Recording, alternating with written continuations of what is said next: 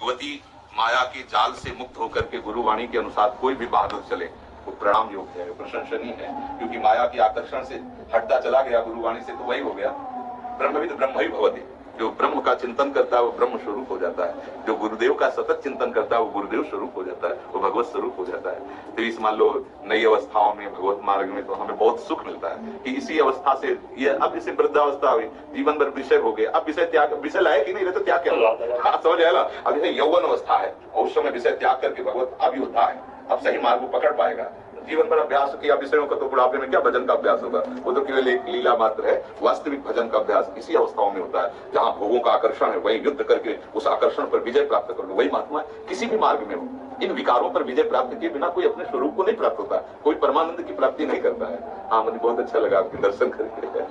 मतलब इस मार्ग में चल रहे थे, फिर बहुत सारी कठिनाइयां आई, फिर दूर हो गए, फिर आपका मतलब वचन सुने, फिर लगा कि नहीं ये चीज हो सकती है। जी बिल्कुल हो सकती है, बिल्कुल। बहुत बहुत धन्यवाद आपका।